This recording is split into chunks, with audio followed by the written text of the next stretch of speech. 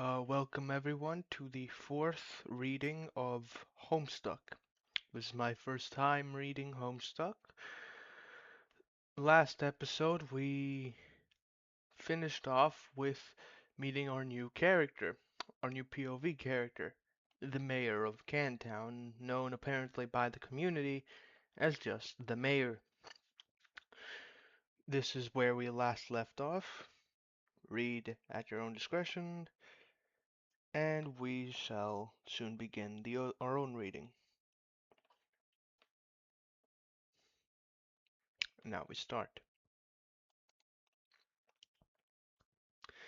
Orbiting much further from your city are four planets. None of these have satellites. You have decided. Yes, that makes sense, you think.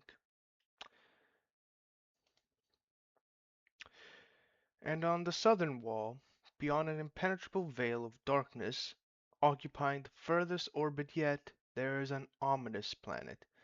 A moon circles this one, too. Check that rampaging boy on the screen. Oh, yeah, it's that guy. You'd almost forgotten about him and his confusing shenanigans. It seems like he has things well in hand at the moment. He does not appear to need your help, and you have already concluded that he cannot help you, at least for the time being. Turn on the other three screens. You have no idea how to turn these on. There is no mouse for this weird quadro-monitored computer. It can only be operated through text commands from its keyboard.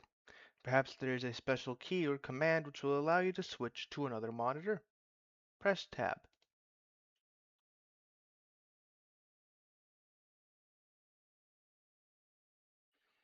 He pressed it.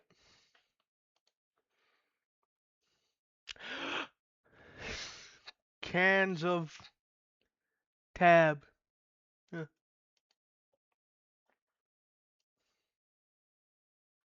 Consume several cans. You free the heavenly brown elixir from the jewels of pink carapace and imbibe like the wind. It is so sweet and sugary. You wonder how so much sugar can fit in one can. Whatever mighty wizard concocted this potion is truly deserving of your fear and respect. Tab is apparently very, very sugary, and it's by the Coca-Cola Company. Is this like an official product? I don't know. I'll have to check out later. Welcome the rest into the city. The Tabs are naturalized as loyal new citizens of Cantown. All cans are welcome and equal in your city, regardless of can content and whether empty or full. It's not like emptying a can kills it or anything. They are just cans after all. Hit escape. Feeling refreshed and heavily caffeinated, you go back to work on the big computer. You hit escape, which seems to minimize the action window thingy and reveals a history of all the commands you've entered. I think the likely what's going to happen is that the rest of these screens are going to depict Jade, Dave, and Rose, given that one's meant to depict John, who's currently sleeping.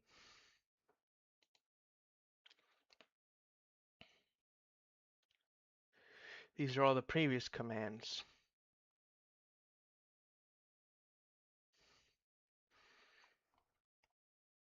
Previous commands that he himself, that the mayor, entered. You use the arrow key to scroll up a bit. You can't believe how much you've already typed into this stupid contraption. What a waste of time.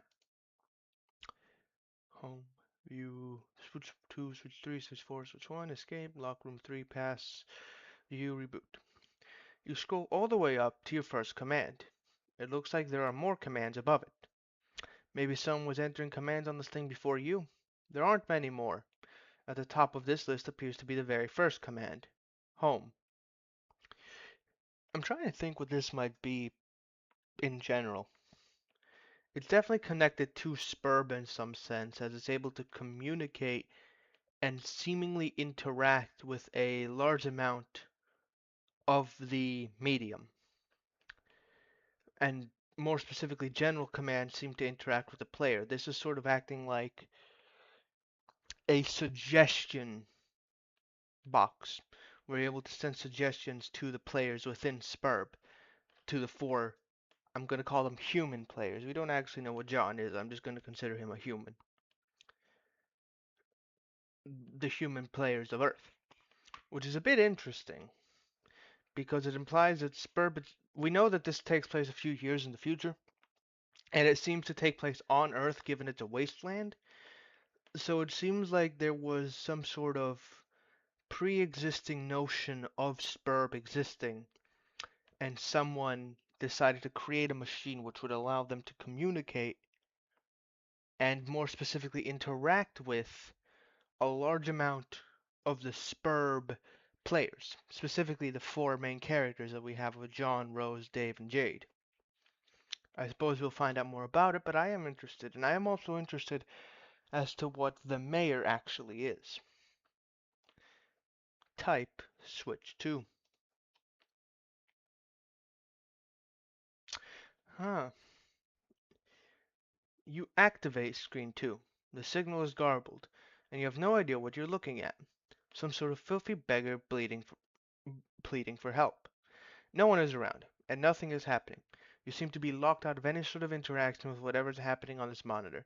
Yeah, I was correct. This is the wizard statue that's in Rose's house. Or was. It seems to be utterly destroyed. So perhaps until she gets into that specific, into her own instance of the medium, or rather joins John in his instance, there's just going to be a garbled screen of something from their respective houses. Type arrow key. Type arrow switch 3. Huh. It's another one of these rapscallions. This monster is locked too. You can't tell him what to do. Not that you really want to, since it just looks like more confusing nonsense to you. You have considered switching to screen 4, but decide against it. You have a feeling that whatever's there will just confuse you even more, and you don't even really care all that much anyway.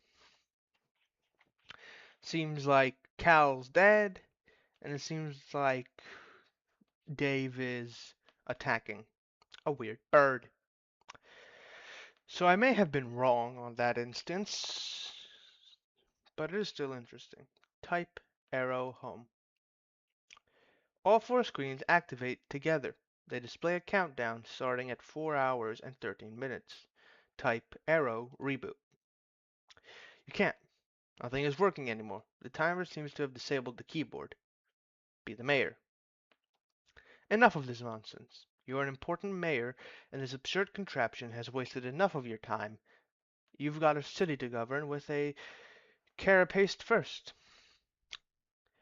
which is to say firm, yet polished and supple as the situation demands. Anyway, this will help you kill some time while you wait for that clock to count down. Create employment opportunities for the citizen cans. This is, I have a given the old movie obsession that this webcomic has. I have a feeling that calling them citizen cans is in reference to Citizen Kane. You temporarily dismantle City Hall to free up all the can power available to create a vigilant town militia. You divide them into two groups, marking them with distinct teams and ranks using the piece of white chalk and the motor oil. You then organize them in phalanx across the countryside, preparing for a stiff training regimen. When you are through with them, your forces will be a well-oiled machine. Chalk another one up to bold leadership. Lead your men to victory. You waste more than 4 hours on this tomfoolery.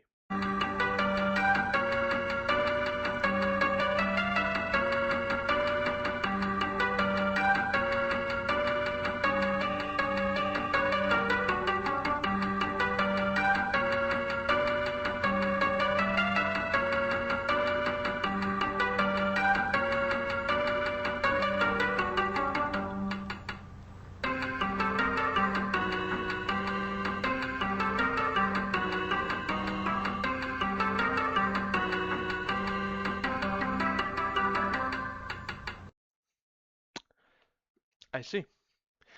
Mourn the loss of Citizen Tab.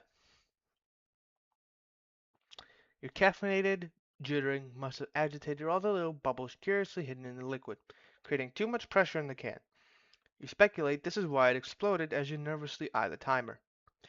You are starting to wonder what will happen when it reaches zero.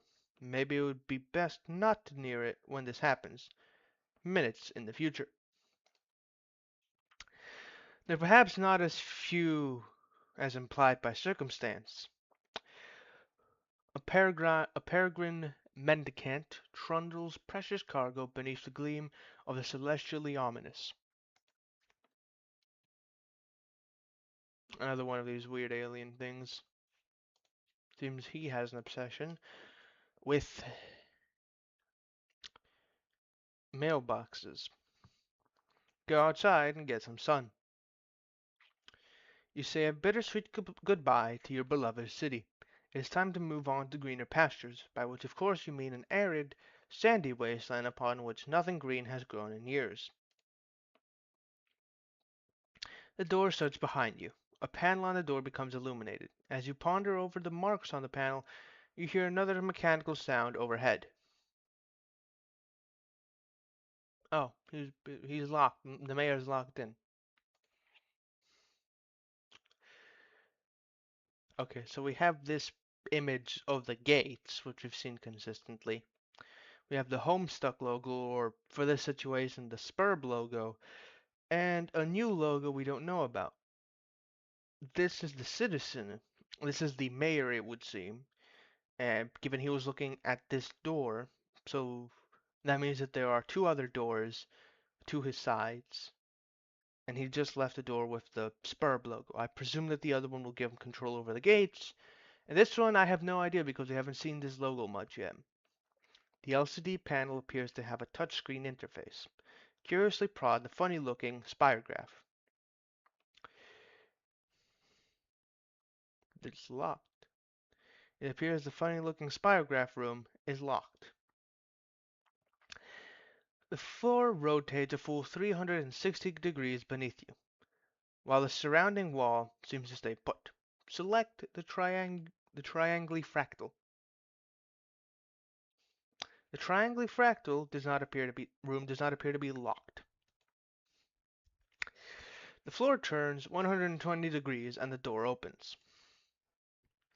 You go through the door to find another room. It's the same size as the other one you just wasted all that time in. Well, that clock was ticking down to something which may or may not be your doom. Maybe there is something in here that will help you escape. Against the wall there is another perplexing contraption. I see. So this one has an image of Earth.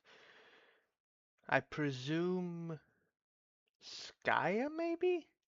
These might be medium instances. Coordinates. I presume longitude and length, height, and the specific time. Against the opposite wall is some sort of control panel which catches your eye. It has two large screens, but only one appears to be active. There are fields for numbers which appear to be modifiable with the dials to the right. Some numbers are already supplied by default, perhaps entered by the previous user. There are a few buttons below, the largest one bearing the symbol marking this room. Also, it looks like there is a meter stick propped up there for some reason. Attach your trusty knife to the meter stick. You immediately craft a measuring spear through possibly the most advanced form of alchemy employed thus far. This is obviously the most important thing to do first. Obviously. Or it would obviously be the most important thing to do if you had remembered to bring your trusty knife. You feel so insecure without your trusty knife, it makes you want to slit your wrists, or at the very least, flog your carapace with some sort of measuring apparatus. Look at the other wall. You examine the perplexing contraption across the room. You of course have no idea what it could possibly do. You adopt the only obvious course of action, which is to poke and prod it with your handy ruler. You're quite sure this is what science is all about. Press the triangle pattern. You go back to the control panel, which probably, obviously, controls that gizmo, and you push the big blue button, which is obviously probably the most obvious thing to push. Andrew Hussey is feeling annoyed that his fans did not choose that. You purify a pumpkin. Examine pumpkin. It seems this mysterious gourd was transported or purified from a specific time and location somewhere on this planet you are on. You wonder if the machine, a purifier, will take any object that exists at whatever time and location you supply. There is a symbol carved on the pumpkin. You don't know what it means, and you doubt it will ever prove to be relevant in any way. I feel that's bullshit. Devour pumpkin. You consider dining on the ripe flesh of the plump vegetable, but your curiosity about the purifier gets the better of you. Try to sneak a nibble from the pumpkin nonetheless. Inspect green buttons. You first examine the attractive green buttons. The icon for the one on the left is that house shape you've seen plenty of times before. The right one on closer inspection appears to be the map for this underground facility, with an X marking its center. Press the green button on right. You push the button. All of the numbers change. Perhaps these are the coordinates for the location of the center of this facility, along with the local date and time. If this is the case, it would make a useful reference point for your current bearings. Fiddle with the dials. One way to find out would be to attempt to purify something from this facility. It should be easy to zero in on a location relative to the center because you have an uncanny knack for tracking precise distances you have already traversed, in whatever unit you choose. Your handy ruler gives you a good clue as to the basic unit of human measurement. You'll go with that. Purify your trusty knife.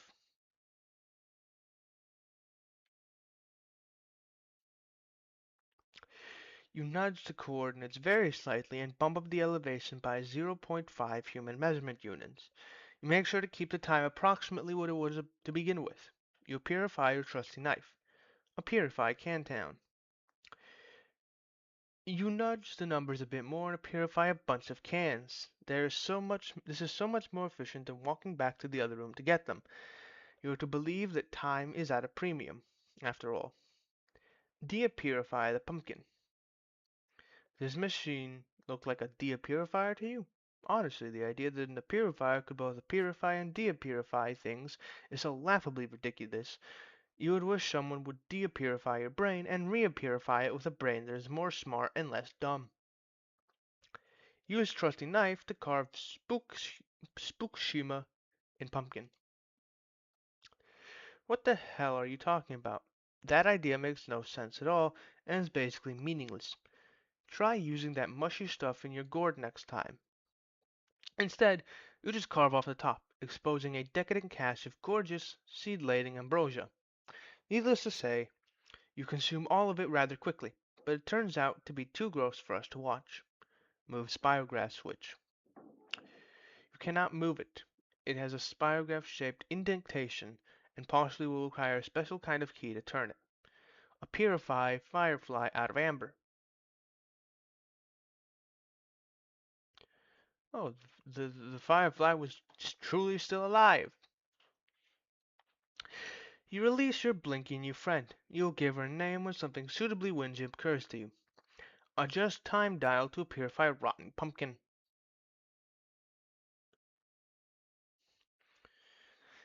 You and Serenity consider new ways to waste more time with the purifier. You're assuming she's a girl firefly, even though you are not really sure that fireflies can even be girls. You target the extremely tasty rotten pumpkin that was sitting in the other room hours ago. It seems your purifier cannot purify something if it will create a time paradox. A gelatinous ghost pumpkin purifies and quickly dissolves into a pile of unappetizing sludge. Purify the grate over the entrance to the facility. Serenity brings a message of urgency. You nearly forgot that while trapped in amber, she was witness to all your tomfoolery and dilly-dallying in the other room. I know the timer is about to expire. It is time to get this show on the road and escape. You reset the coordinates with the right green button again, and this time only adjust the elevation by approximately 10 human measurement units. Hasten to the exit post haste.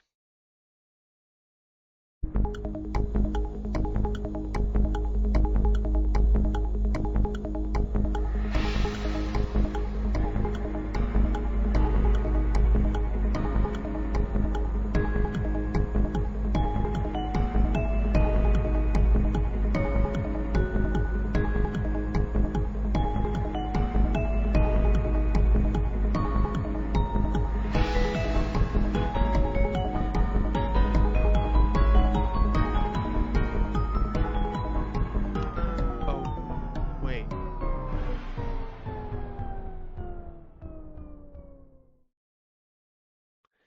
Psych?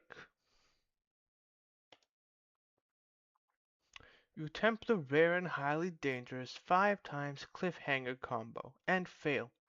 We are doing it, man. We are making this happen. On Psych. Ascend.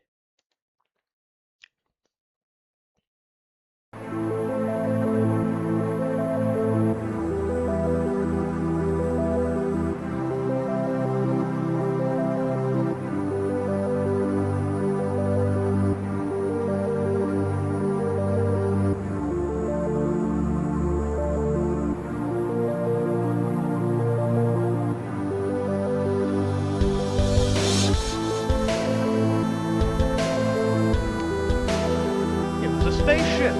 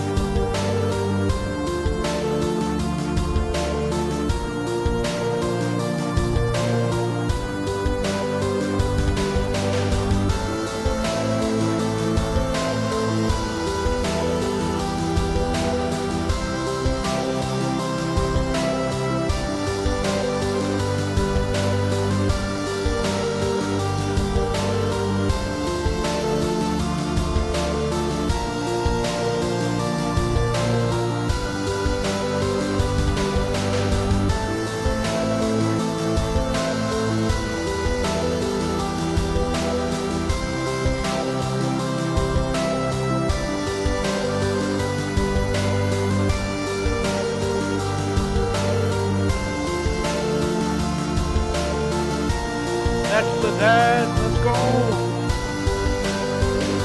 Far whistles.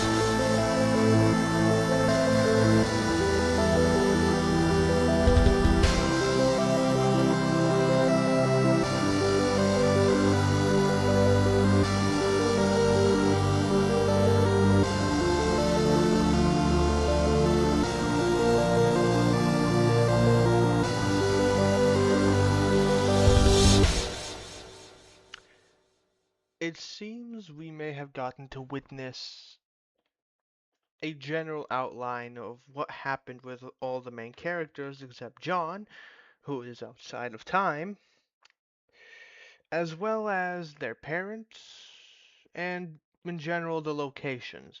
It seems like, in given we didn't see Jade, that the frog monument next to the island volcano would be where she is.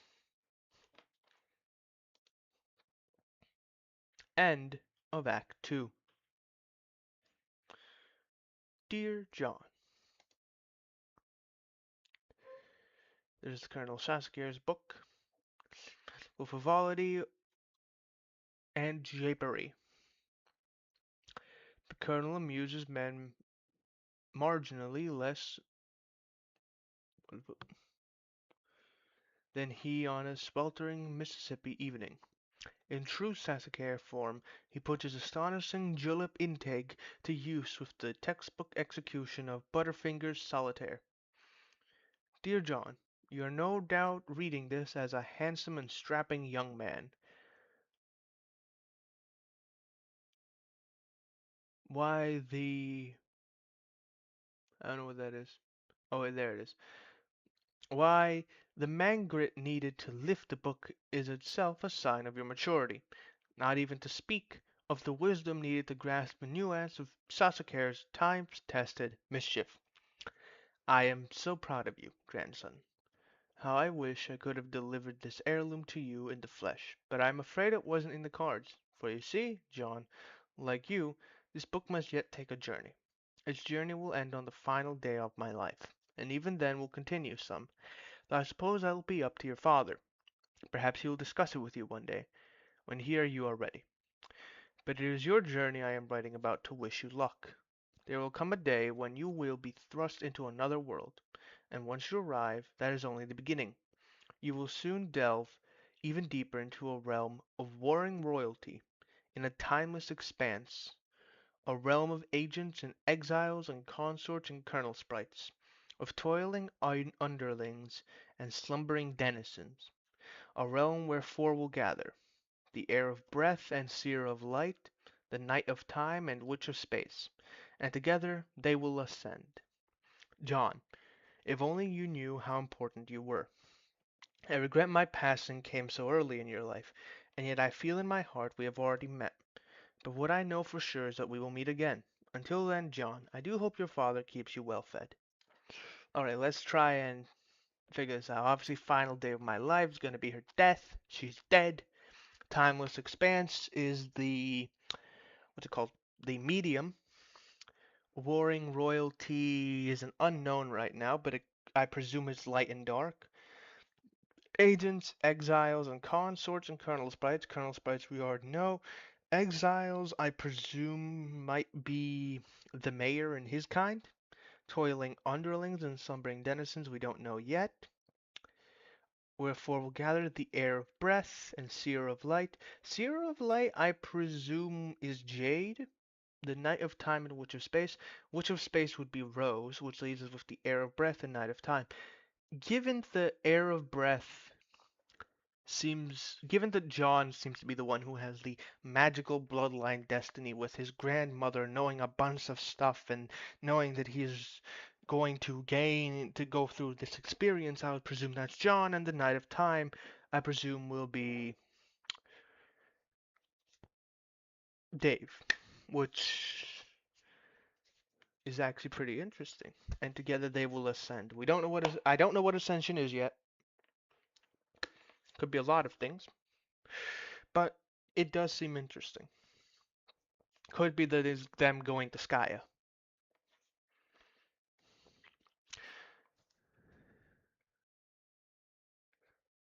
With love, Nana. P.S. Act 3. Ah, there's Jade! A silly girl naps by her flowers. There's the pumpkin. It is quite likely that she tired herself out with a variety of silly antics, as silly girls are often known to do. She may have a silly name too, or maybe not. It is hard to say for sure without asking her, but since she's slumbering peacefully, it would be a shame to wake her up. Might as well just give her a name right now. These flowers have the same shape as the gates. Jade, what the hell is up with you? Why do you seemingly know so many things? Enter name.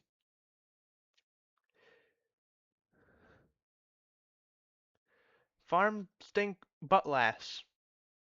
I guess your name's Farm Stink. Wake up.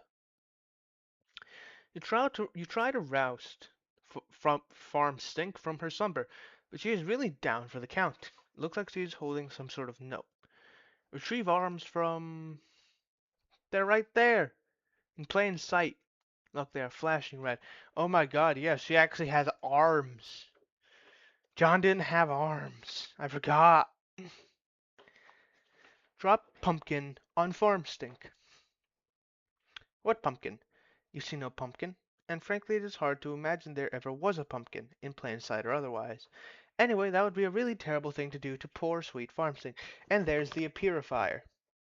The purifier just purified it for our mayor before we could even do anything. And what I am curious about is why the hell was the purifier already set up to purify that pumpkin with the coordinates right above her?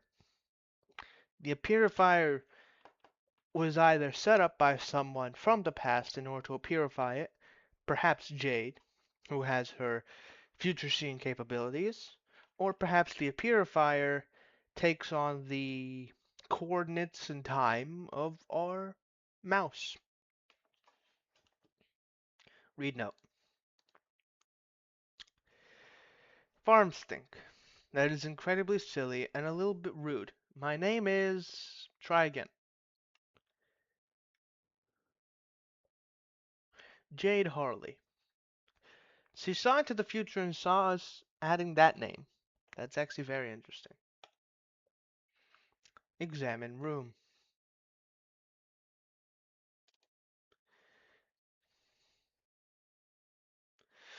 Your name is Jade. You have just woken from a restful nap, and as usual, you have no recollection of having fallen asleep. You have quite a number of interests. So many, in fact, you have trouble keeping track of them all, even with an assortment of colorful reminders on your fingers to help you sort out everything on your mind. Nevertheless, when you spend time in your garden atrium, the only thing on your mind is your deep passion for horticulture. What will you do? Play a silly fruit refrain.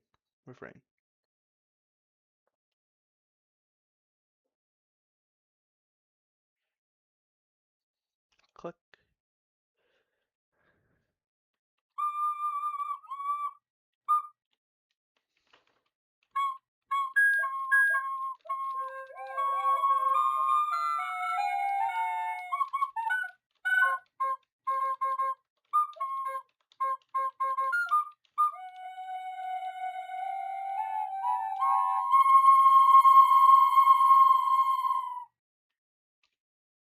And Z put you the fuck to sleep.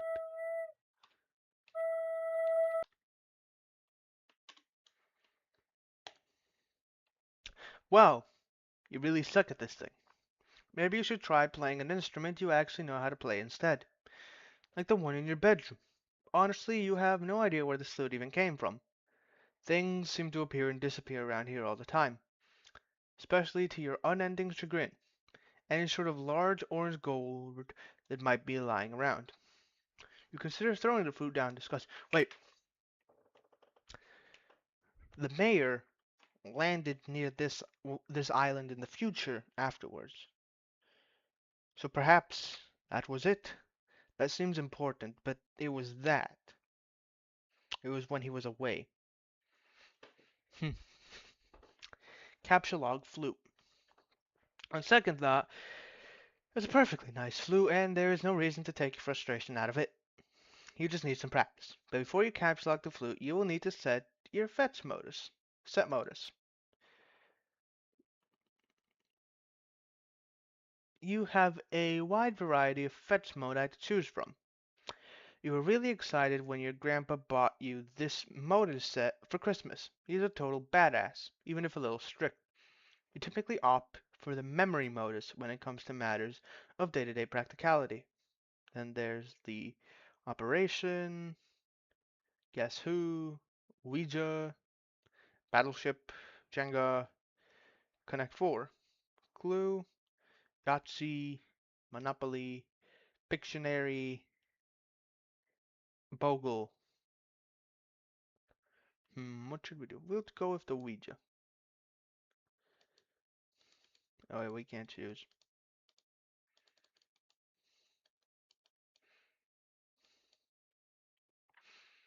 Select memory. You set your modus to memory and capture log the flute. You will allot 9 cards to the modus from your desk, since that will be more than enough for your needs at the moment. The modus grabs 9 more cards for matching purposes. The flute is split up on 2 blank cards and mixed randomly into the grid. To retrieve the item, you must first pick one card, and then pick its matching card. For the typical Celadexter, this modus presents a frustrating guessing game and a lot of wasted time on mismatching. But you like it because you seem to have a knack for always guessing right on the first try. Squeal like a piglet and fertilize some plants. It is an awfully silly idea and is basically a waste of everyone's time. You will probably disregard this thought and focus on more sensible objectives at once. Oh my god, this is so much fun. Okay, so we can very confidently say Jade is the most silly of our forecast members. Granted, this was also probably the least crazy thing that was asked of someone. You capture log the bag of fertilizer. Consult colorful reminders. You tend to have a lot of things on your mind at once, and you can be a little forgetful. So you keep a variety of colored strings on your fingers as reminders. Each one means there is something different to remember at a certain time. In fact, looking at your index finger reminds you that there is something important to remember now. It is your friend John's birthday. The green string reminds you that John's birthday package will arrive today. The blue string also reminds you that John's birthday package will arrive today, though in a way that means something slightly different. You are further reminded that you have some things to do outside your house soon, but you should stop by your room first for some supplies, and more importantly, to see if John is online and wish him a happy birthday. Capture log the pumpkin growing next to you. You snap that pumpkin, which seems suitably ripe for the taking. Hopefully, the safety of your Siladex will prevent it from being spirited away like so many of its ephemeral predecessors. I think that's going to be the rotten pumpkin that the mayor ate.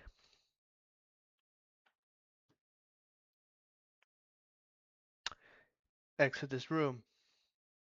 Can I move around? No. You make your way to the middle of the garden atrium where a stairwell joins the 4 atrium wings. Upstairs is your grandfather's laboratory as well as your bedroom.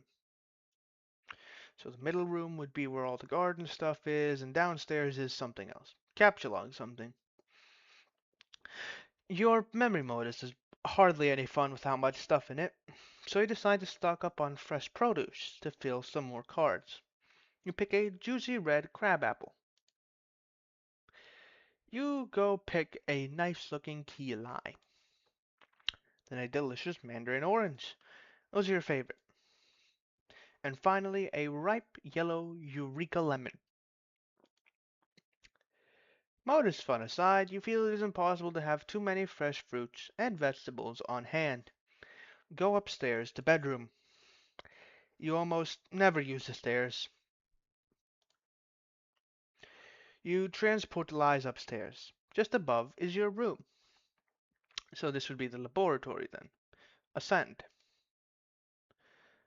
You enter the bedroom. On this side of the room, you are immediately confronted with numerous artifacts highlighting your various interests.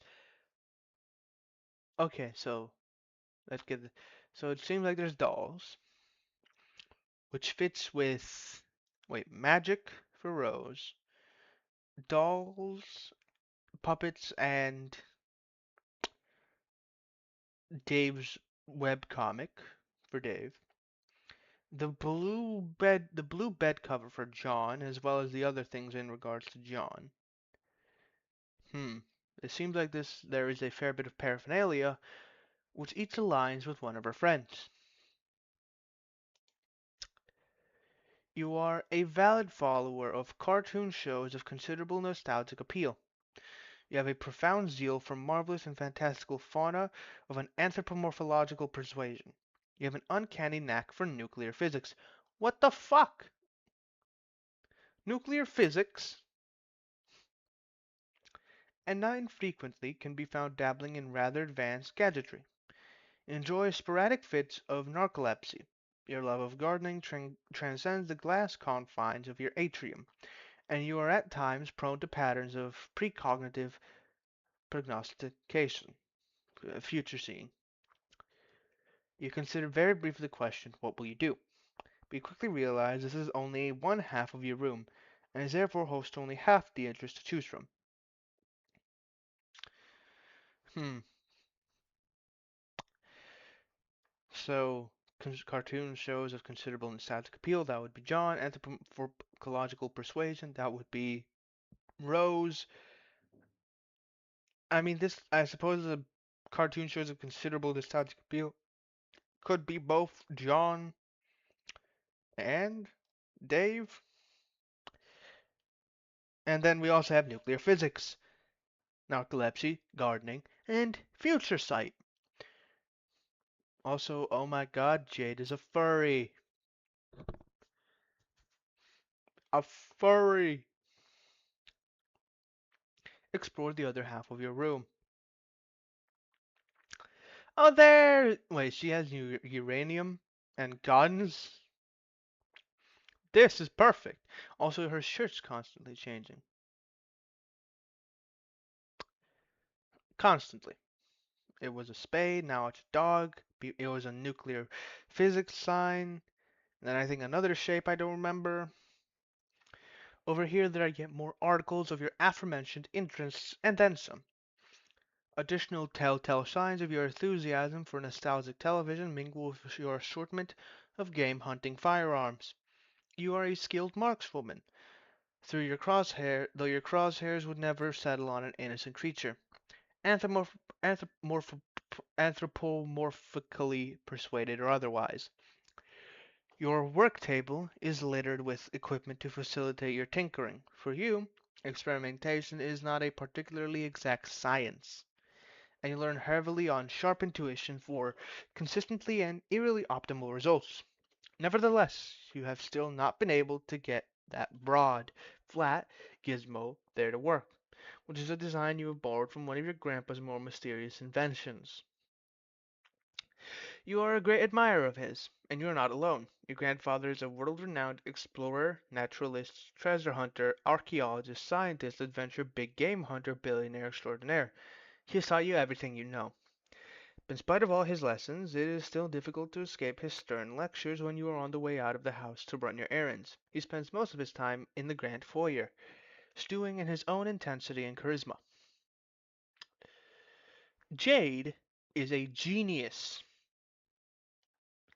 Like, this is some beyond light Yagami level bullshit.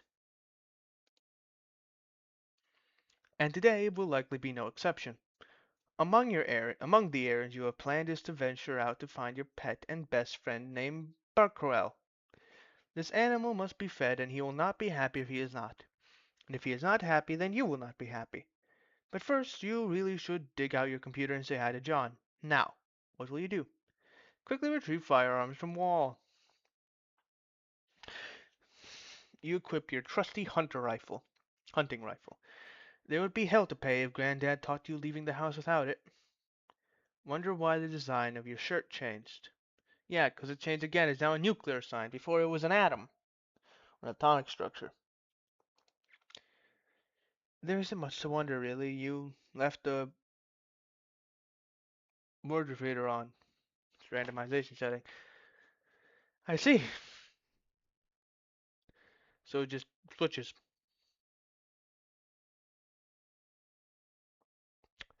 Wardrobe, wardrobe fire. So there's the pumpkin, there's John's, there's the sun, the dog, the flower, the atom, and then we had the nuclear symbol earlier on. It's a very weird machine. You may contemplate which shirt design you favor the most and commit to that setting in the near future. Okay, so we have the spade or the leaf, the pumpkin, the gates, which is very interesting. Why she would even know about this stuff, but to be fair, Jade and in general her entire family seem to be perhaps the most knowledgeable people in this entire series so far. Aside from, for some reason, Grandma Egbert. The atom, the flower, the alien, John's weird creature, the nuclear symbol, the dog. I think that's a dog. I'm saying a dog. It could very well be a cat, but I don't think so because we saw a cat. The cat didn't really look like that. And the sun. capture log nearest Squiddle's doll and hug it. Just before you can grab one, the powerful electromagnets concealed in their underbellies become activated, and two of them get all tangled up with each other playfully. Did you make this? Did you make them have that? You capture log the Tangle Buddies. Lose interest in fauna and never speak of it again. Oh, but you could never do that. What marvelous creatures they are. What a daring dream to combine the finest qualities of humanity with the elegance and nobility of the animal kingdom. How you wish you could know their world, to hear one night those muted paw pads traipse up your stairs. A low but friendly growl unsettles your slumber, and as the soper seeps from your eyes, they detect a sharp pair of ears cutting moonlight. A mysterious woven tongue invites. Wouldn't these ears suit you? Would not this proud long snout assist you in the hunt? No need to answer. Words slough from the busy mind like a useless dead membrane as a more visceral sapience takes over. Something simpler is in charge now, a force untouched by the concerns or burdens of the upright, that farcical yoke, the bipedal toe. It now drives you through the midnight brush, your paws whisking through creepers, unearthing with each bold stomp bright odors demanding investigation. But not for long, as you as your new friend must claim the night with piercing howls moonward. You eat a weird bug and don't even care. I'm presuming this is going to be the thing that we get with each of the characters except for the mayor so far, which is the long segment discussing their dreams. Though maybe not because the rest of them were animated while this one isn't. But it seems like she's first of all she's autistic, which is great. Um, you can very you can easily tell it off of her. It seems like what she might represent with what we had earlier. Earlier, we had someone who is refusing to fully accept the things that they enjoy, or act as if they enjoy things that they don't really enjoy in order to appear cool. Then we had someone who was down the road to fulfillment, but who simply couldn't move forward enough, and as such could potentially in the future become very jaded and I'm forgetting the word. I'll remember it. And then we had someone who hadn't found much to fulfill them yet, despite having a very nice and ordinary life, and as such was feeling like something was missing from them. It seems like with Jade, it might be a situation where she's found what she might enjoy, but it is otherworldly, and as such, she will not be able to find fulfillment because of the impossibility of the things she wants to find, or perceived impossibility of the things she wants. Granted, I could very well be wrong, and she could be the only one who has fulfillment, given she's the only one who seems to have not given a single sign of not enjoying things, aside from her grandfather being a bit strict, which I suppose could line up with the whole idea, given he also very clearly enjoys things which are out of this world, and a lot of things at that. So it could be that situation. Pick up your toys. Speaking of which, you pick up and admire one of your manthrope chaps. They are wonderful friends and are always cheerful and pleasant fellows. Why, dear Mr. Coxcomb, however will you be received at the barnyard gala without the trappings of a proper gentleman? Each manthrope chap comes with a number of accessories, including articles of formal attire, a vaccination kit, and a dishwasher-safe slop tro. Organize all your dolls. You gather all your dolls into a rather cozy-looking pile. Change wardrobifier setting. You deactivate the wardrobifier's randomization mode and set it to cycle through these three shirt designs. The decision was tough, but you think you came to the best possible conclusion. I came from a vote. So it was the Atom, the Devil Beast, and the Pumpkin, and the Spirograph. And the Sun.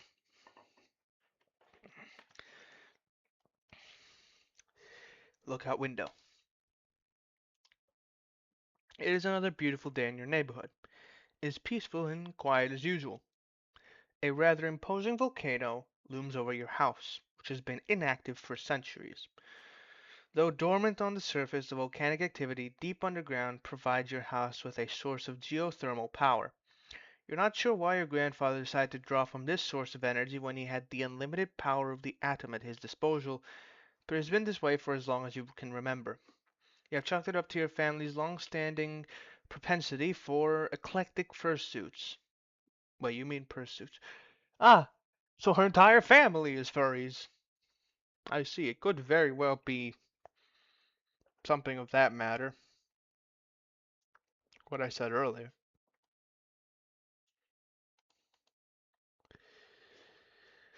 What is this nonsense about fursuits? You do not own a fursuit. You think anthropomorphic fauna are really cute and enchanting and all, but it's never occurred to you to dress as one. Sure, it is fun to imagine what it would be like to run wild with a pack of wolves or purr and frolic with a litter of kittens, but dressing up as an animal just seems ridiculous. It would still just be a silly girl draped in a raggedy synthetic tufty piece of crap. And seriously, where are you trying to get at that sort of baloney? Anyways, it is not a magic chest, it is your gadget chest, which you have adapted for storing a number of useful gizmos. It was once your oracle's trunk, a gift from your grandfather, of course, and so contains many silly fortune-telling knickknacks, all of which are completely bogus. Completely bogus, my ass! You predicted nearly everything in the story! You predicted nearly as many things as Nana! Open chest. It's similar to John, where he had a picture of his father, I believe, and then we have a picture of what I believe will be her grandfather. Problem slew? Problems? Wait, no, that's problem sooth. Just, oh, soothsayer. Among the fortune-telling knickknacks are these items: a crystal ball plus compulsory velvet pillow, a tarot deck, a magic 8 ball, a magic cue ball, and one of your favorite books of all time, Problem Sooth.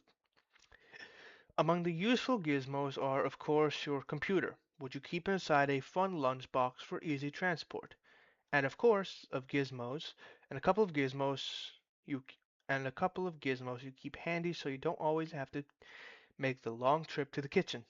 There is a cookalizer for preparing delicious meals, and a refrigerator, a name which clearly is a wacky variation of the much more common household item, the refrigerator. I'm not going to pronounce that correctly. I don't care. That is a bit too. That is a. I hate it. Examine Magic 8 Ball and Magic Cue Ball.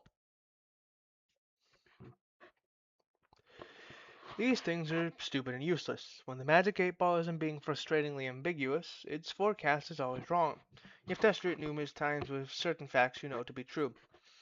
This is its reply when you ask if it is your friend John's birthday today. See? Stupid. You guess maybe it could be used as a reverse prediction device, and always trust the opposite of what it says. That seems dumb to you. And anyway, the thing gives you a bad vibe. You might consider smashing it, but you're a little superstitious about whatever ominous consequences it might have, even if the occult talisman in question is a cheap piece of garbage. The magic cue ball, on the other hand, is said to make predictions with alarming precision and specificity. Unfortunately, it lacks a portal on its surface that allows you to view the prediction. You put both of these pieces of junk in the box. Capture log refrigerator. You take the refrigerator. You might as well grab the cookalizer too. No portable kitchen is complete without it. You take your lunch top too, because obviously you're going to be using that pretty soon. Whoops, there goes your food, but who cares? Feed your friend. Before you go to feed Beck, you will need to prepare a meal for him. Oh my god, she's flinging the uranium everywhere. Watch out, that's a nuclear bomb! You clear some space on your work table so you can set up your refrigerator and cookalizer.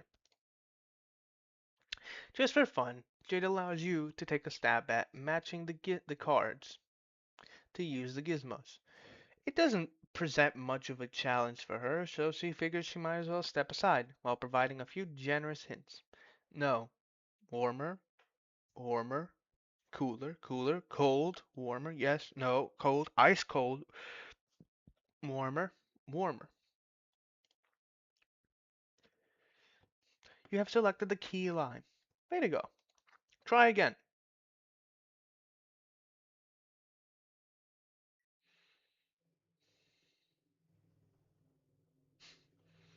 She's getting annoyed.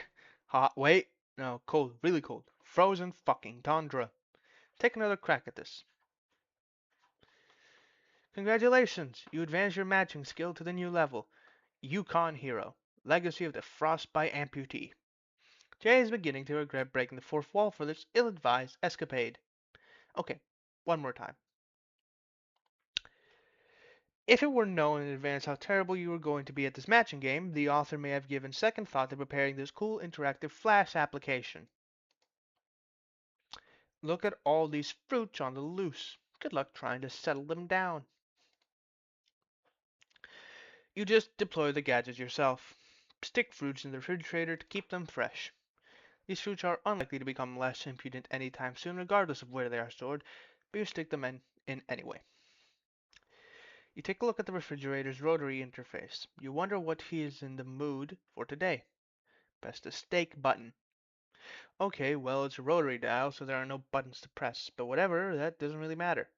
Dial up a thick T-bone steak, which you are sure Becquerel is in the mood for because he is in the mood for steak every day and is never in the mood for anything else. But he does like his steak well cooked. That's my man. A well done steak. Lightly irradiate steak. Irri- Irradiate. He does prefer his steak rare after all, but he will not dignify the thought of turning the knob much further, because you are not retarded. You created an irradiated steak. Capture the irradiated steak and save it for your trip outside. This man wants cancer. You probably shouldn't waste much more time. You wouldn't want all those nice depleted steak isotopes to settle down.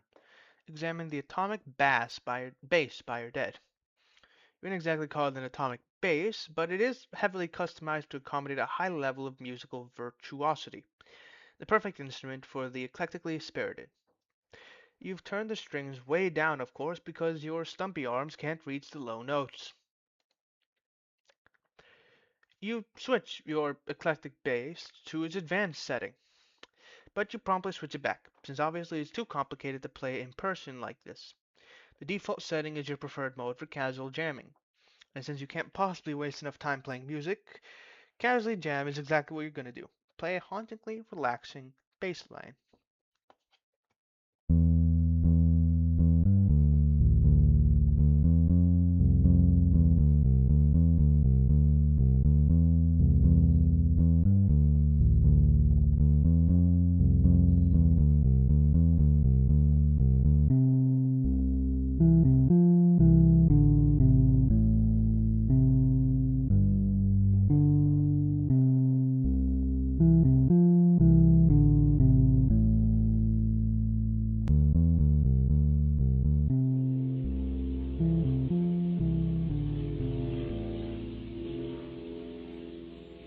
Oh, there's John's gift. That is really interesting, though. Her music was able to make everything suddenly start growing more and moving. Capture log base. You take the portable amp from the wall socket too. Open lunch top. You like to make yourself comfy in your plushy pile before getting down to business with your computer. Get down to business. Activate Pester Chum.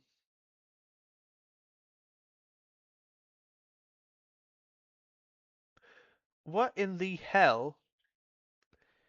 She went into the computer. Got fresh jams, echidna, and Pester Chum. She went into the fucking computer. Activate Pester Chum. Hey, look. John is online. Hooray. Also, it looks like Dave pestered you about something yesterday, but you missed it. There's trolls some. Oh my god, he has quite a few people.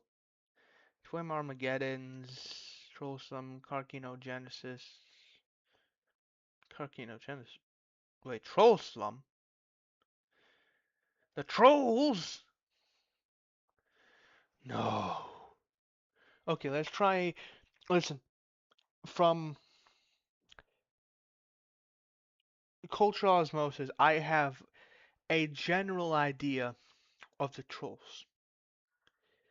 I'm assuming this is Karkat, Vriska, Taurus. No, no, I don't think that's Taurus. Actually, I don't know. I'm confident about these two. I don't know the rest. Pester John. You greet John, but he does not respond. He is undoubtedly gallivanting around his house in a state of barely restrained birthday mirth. He may also be retrieving the two packages for the two envelopes which you are certain came in the mail for him earlier. You will wait a little while to see if he returns before you head out. See if Dave left you a sweet new wrap. Hey, oh, you're asleep again, aren't you? Or do you even know if you are? I still don't know how that works. It does not appear so. But you just never know with that crazy and cool guy. So cool.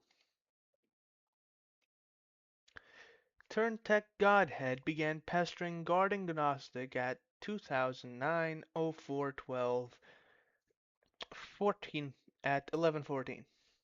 Hey, oh, you're asleep again, aren't you? Do you even know if you are? I still don't know how that works. It's like nothing means anything. It's so cool getting hella chumped by your coquettish damn riddles all the time. I don't know why I believe anything you say. I'm like the Grand Marshal of gross chumpets, living around my faggoty chump Dr. Baton, assistant director of chumpography, celebrated author Ernest Chumpingway. Wait, Week, Chumpelstiltskin, um, Dipshit. Yeah, you're asleep, yes or no? ACL, S equals species, baboon. Kangaroo rat? If kangaroo rat, yiff twice, please. Yiff! Okay, well, you're not saying anything, so I guess whether you're non-awake or unasleep or whatever, you're just not around and I'm wasting good material. Even worse, I'm wasting a killer persona here. Like, I don't know, like, a wide open V-shaped leotard and a fuck ton of body paint. Some, like, sinewy back-arcing Cirque du Soleil looking motherfucker. Always low to the ground, getting a good prowl on, like, I dropped my keys on the dark. Nimble son of a bitch who had the gumption to glue a nasty pair of latex cat lips to his face, for a reason that wasn't a joke. Jade, hey, where are you? Seriously, I'm sitting here tonight with a fucking bag of kibble jacked open on my lap and primed for goddamn bear. And you're gone. By the way, my name is Aquet Permusk, hardest buttock in the jungle. Tempered steel. Hey, yeah, you just wanted to give you this remix I finished. Here. Turntech Godhead sent guard agnostic file explore remix.mp3. So yeah, you don't have to respond to any of that. By the way, I'll probably forget half the shit I said anyway. Talk to you tomorrow. Open Fresh Jams. We open Fresh Jams media player and add Dave's remix to the playlist. Showtime remix.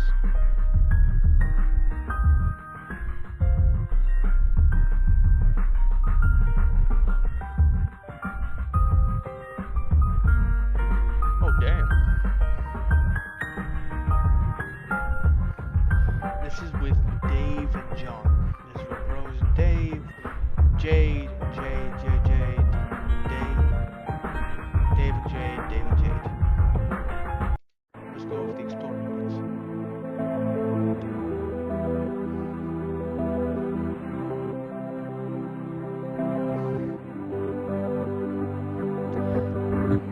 No discover fusion.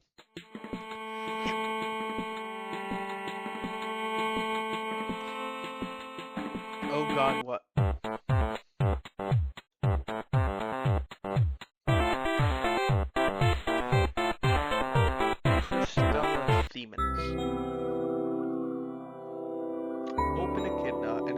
mspaintadventures.com. Oh my god, it is John! You open your web browser and visit MSPA. You navigate to a random page in the middle of the latest epic. Looks like he was just finishing up some sort of weird tangential intermission here. Whatever it was, it clearly advanced the plot in no relevant way whatsoever. Boggle vacantly at these shenanigans. So she has access. Everyone so far has either had access to Problem Sleuths and the gangster one I forget the name of. That might have been Problem Sleuths. But she has access to MS Paint Adventures, specifically Homestuck and Intermission. Sound Midnight Crew. Wait a minute. It's huh. Act 1331.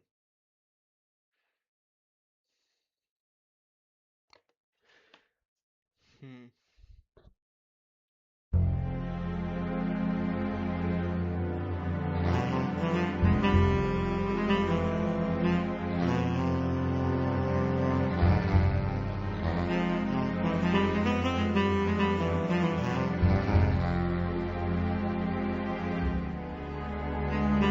Diamond Drag. Club Deuce. Marks Wax Cars. Stage Select. No. The Felt.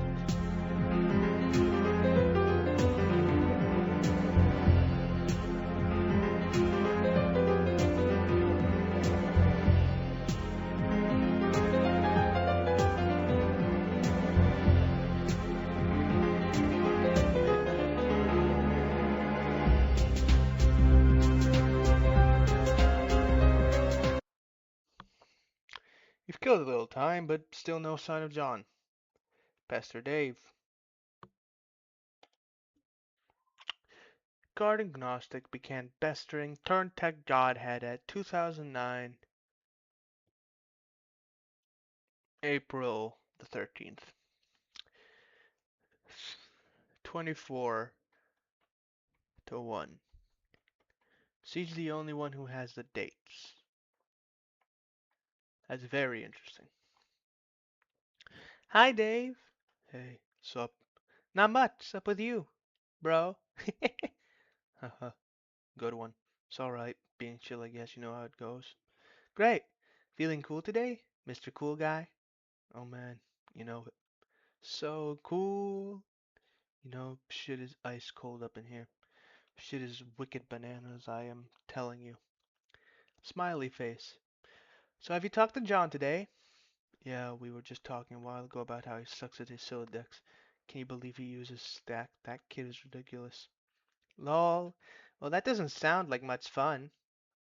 What was it you use again? Wait, never mind. I forgot. Whenever we talk about your goofy modus, I get a migraine. What do you want, John? I want to tell him happy birthday and ask him about his birthday packets. Oh yeah, I was being sort of cagey and told him to check the mail because I was wondering if mine came yet. I think it did. Yeah, I think mine came too. So, guess you want to know if he likes it or something? No, he'll not open it. He will lose it. Oh, wow, sorry to hear that, I guess. No, it's good actually, because he'll find it again later when he really needs it. Which, of course, is why I sent it in the first place.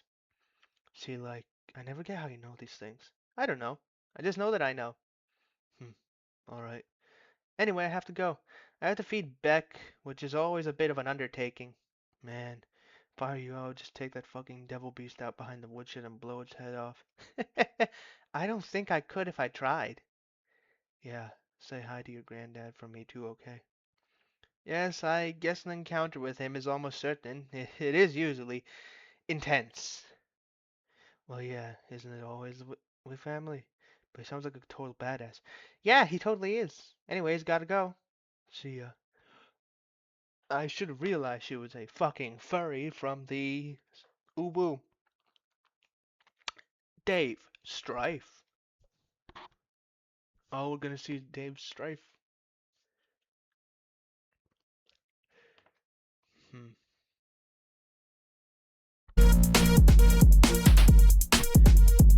His brother with Cal.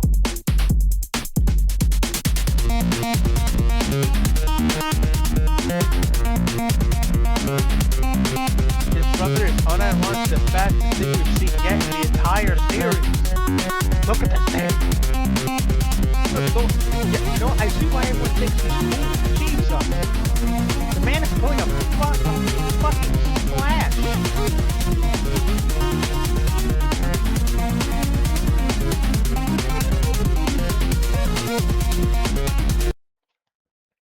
Rose is online. I require a font of frighteningly accurate, yet infuriatingly non-specific information. Do you know where I can find a wellspring of this sort? Pester Rose. What I just read. Yes, okay, but we can't talk for long. You have plans? Well, yes, I do, but it's just that you will lose your internet connection soon, and we won't talk again for a pretty long time. Not until you enter. Enter? Yeah, this is what I was talking about. This was the itch that needed scratching. My avarice for the inscrutable. It is limitless. Lol, what did you want to know? You've been insisting today was a big day. We would all play a game you didn't know the name of, a game you said I'd get in the mail, and did. One that would help me answer some questions, but Strider's being obtuse. I can't catch John at his computer. You don't even have the game yourself, and on top of all that, my internet is unstable. So are you sure today is the day? There sure are a lot of challenges, but yes, I'm sure. Dave is cool. You know he'll come around when the time's right. He just has a lot of work to do first, and so do you. You'll need to keep searching for a stable signal and power source. It will be hard, but don't give up. And don't worry about me either. Focus on playing with John first. It all starts with you two. Is there nothing else you can say to prepare me for this? I'm sure you think a little of blithery upsetting dark forces with Grandpa Moreau over there on Hell Murder Island. But honestly, I've only read a few books on it. Dark? That's ridiculous. Don't really know what to tell you other than it's not going to be what you think it is. And most importantly, you will have your questions answered, but they will be the ones you haven't thought to ask yet. Just be patient and be brave and you'll see. It'll be fun. Looks like you've got to go. Take care, Rose. Tentacle therapist ceased pestering guarding Gnostic at 6 to 1. Be the other girl. You are now the other girl several hours in the future. It appears a secret passage in the mausoleum has been opened. It's getting awfully toasty in here. You gather up your belongings, including your dead cat. Descend. Stop being the other girl and pester John again. You spent enough time for now concerning yourself with the future of your friends. John will not be available until later. By then he will have his hands full, as will you. You pack up your lunch top and get ready to take care of some business downstairs. Descend. Try as you might, you can't stop your mind from drifting to the fate of your friends. Dwell on a particular configuration of reminders on your finger. Also in the future. But years, not hours. Under bare white branches, a sentry awakens. This is the sentry they were talking about. This stuff. Oh, and hmm, I believe that's a dark sword, and it's chess. I believe that's either king or queen. I don't remember well enough about chess.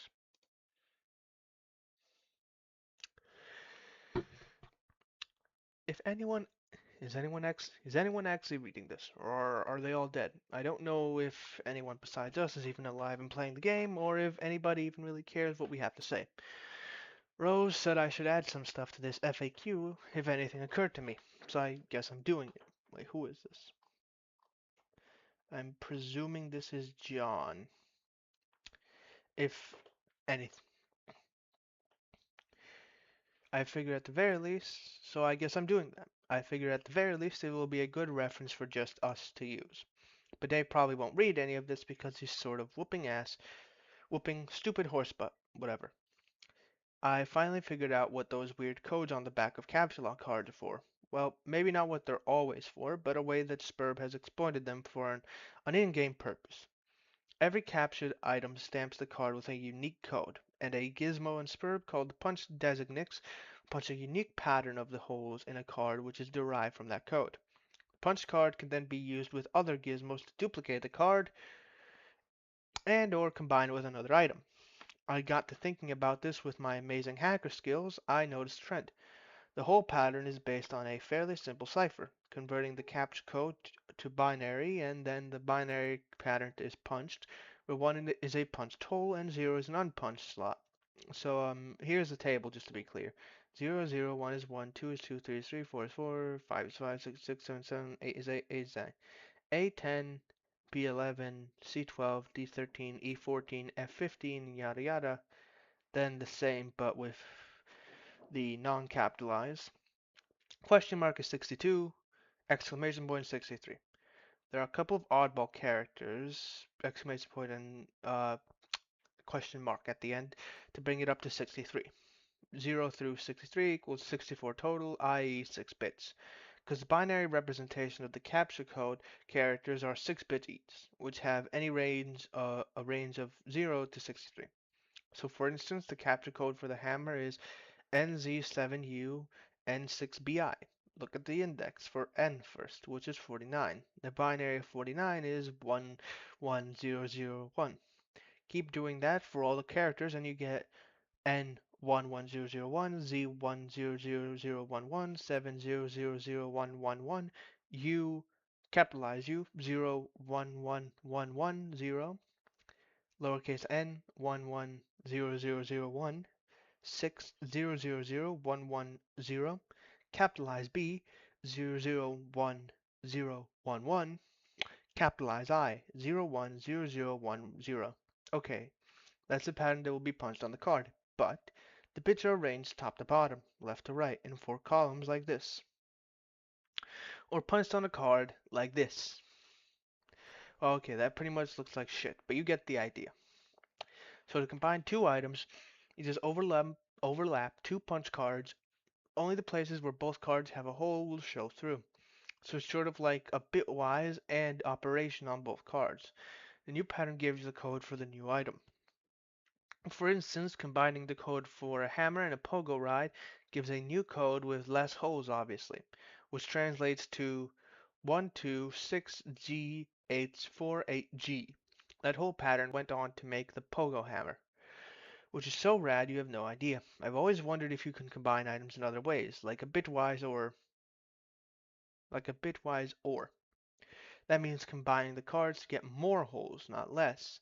I.e. the new pattern has a hole for every hole on either card. This pattern would be accomplished by double punching a card, like 2 codes, 1 card. I've got to try that sometime. But there are some mysterious things about all this. First of all, with all the hole slots, there are 48 bits in total, which means there are almost 300 trillion possible codes, and 300 trillion sounds huge, but when you consider it is supposed to account for all conceivable items, including all the wacky combinations of stuff, it suddenly doesn't seem that big. Which leads you to believe that not every combination of item has a viable duplicate. But this is kinda obvious anyway, since there are many combinations of punched cards that will produce either a blank card with and, or a totally punched card with or. So there are lots of dud combinations out there, and many that will just lead to the same pattern. Like for instance, a gun and an atom bomb could make some sort of ultimate death ray, but for that matter, a shoehorn and a potted plant could lead to the exact same pattern. So weird.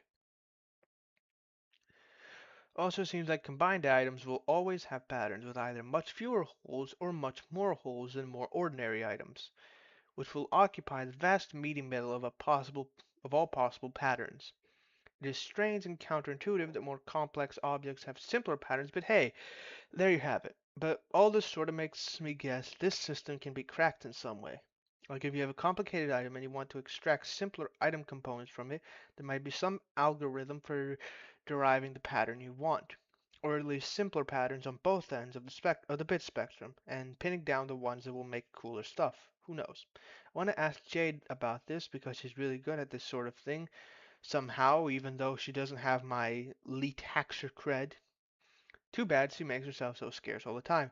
Jane, if you ever read this, let me know what you think. Punch card calculator by Gankra. Let's add a specific.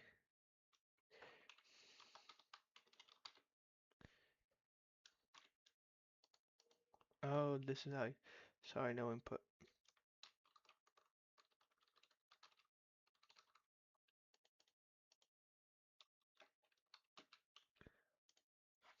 Hmm.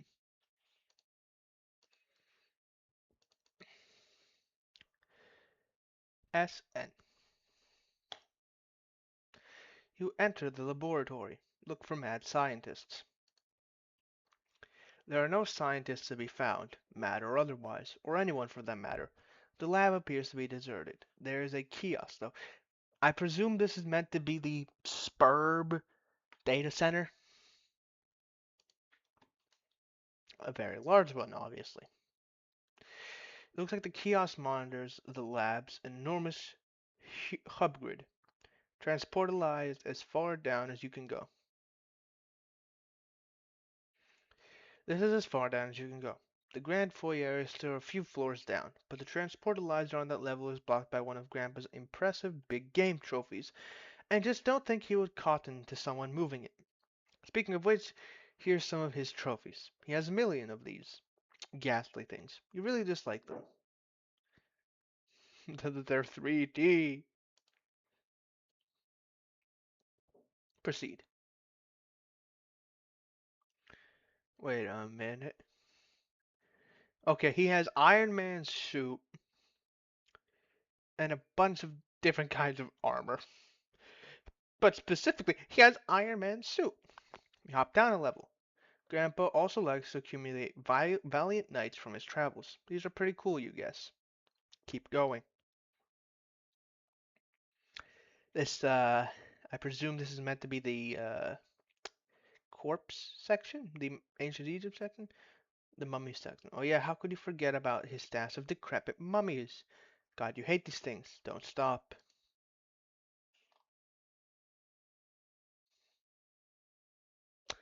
Excuse me, what is this meant to be? There's women.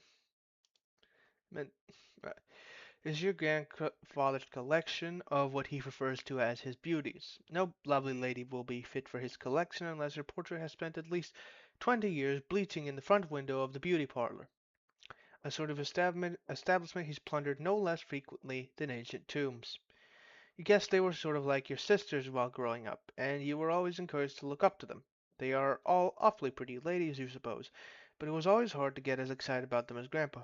Jade, study hard and keep your right. Jade, study hard and keep your rifle at the ready. When adventure summons, I know you will rise to the task and take your rightful place among the daughters of Eclectica. That old coot sure is a bag of wind. Complete your descent. Andrew Hussey. You reach the ground level. This is the stupid thing blocking the transportalizer. It is unspeakably hideous. Down the southeast hall is the grand foyer. You'll have to cross through it to leave the house. Looks like someone's pestering you, even though you thought you logged off. Answer. Carcinogeneticist began trolling Garden Gnostic. Hi again, idiot! Oh, oh no. Fuck. Um, oh, oh, oh no. So I guess today is finally the day you fuck everything up. Is there nothing I can do to change your mind? You can leave me alone. How can you even be talking to me after I blocked you and after I logged out? You don't get that I'm better and smarter than you in every way, forever. You don't get that because you are incredibly stupid. I get that you're a jerk and you should shut up. Goodbye, you jerk. Guarding Gnostic blocked carcinogeneticist at 1:06. Look at that kiosk. Looks like a mapping of each hub's index. It appears one of the hubs was recently unlocked. I presume that means that this is meant to be John. 413. Yeah, that's John. Go to the center and do a goofy dance. At the center, you find a little stage that looks perfect for supporting a spectacularly silly dance. Or it would if standing on it didn't make you a little nervous. And also, that didn't sound like a retarded idea given the circumstances. It looks a lot like the various contraptions you've been deploying in John's house. You wonder what it does. Attempt to plug laptop into nearby hub.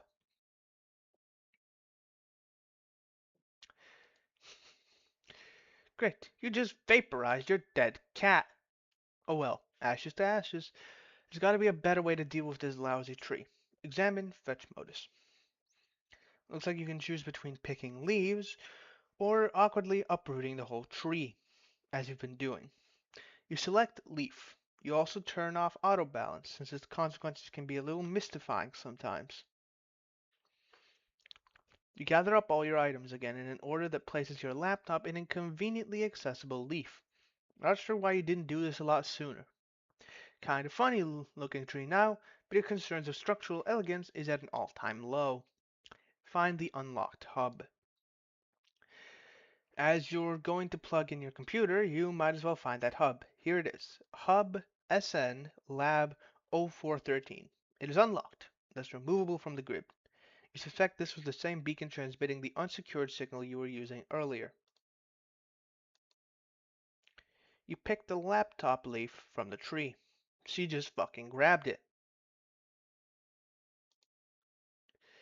You plug your laptop into the hub, then caps log the hub and then the laptop. There must be a better place around here to set up your computer. This huge grid of electronics is sort of uninviting. You look around. Hey, what's that? Oh, the countdown from earlier. It's another one of these ominous countdowns. You didn't notice it when you first entered the lab about a minute ago. Looks like this one may have been ticking for years. Whatever it's ticking down to, there isn't much time. You can only hope that when you turn on your computer again, there'll be a connection invitation from one Mr. Strider. Another timer winds down sideways. Oh, that is a... Okay, so he cut it off. And then we have this we have the same Spurb network from earlier. This is another one of those areas, those spaceships. This one seems to to be alive though. And it has another one of these devices of Vault 4. I presume that this guy will have access to Rose's. No, because it was unlocked. So that means that this is just in general, multiple people can have access to the same one potentially, to the same group of 4 potentially. Abscond.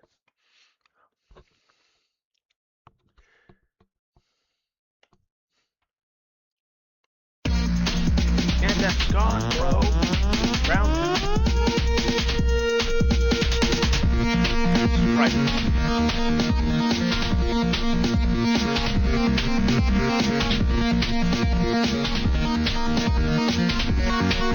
Jesus. He's beating his ass.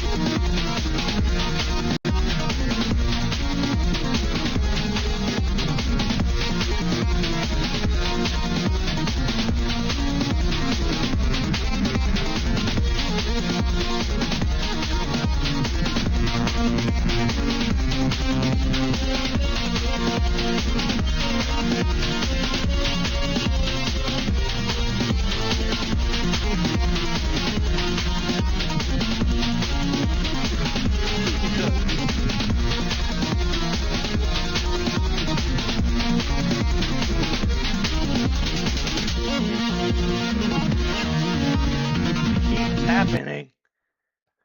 What does? You don't have time to humor every random thought that pops into your head. The clock is ticking. Look around for anything else of importance. It keeps. I think that might be that guy from earlier, which means that I may have been more correct in saying that he has it on. He has Rose unlocked. It could be that either they have one naturally unlocked from the beginning, or that they're just, or that they can only have that one unlocked. This looks like something of importance. It appears to be Skynet's primary session terminal, monitoring a great number of SPURB sessions in the northeastern United States and parts of Canada. Upon further investigation, you draw some logical conclusions. It looks like each session consists of an IP address and a physical location. The colored dots on the map appear to be meteor impact sites. Seems each session corresponds with a meteor, but not all those meteors have sessions. The color of the dot appears to indicate the status of the meteor's descent. The red dots indicate meteors that have already landed. Yellow dots are imminent collisions, green will impact later, and blue will take the longest to touch down.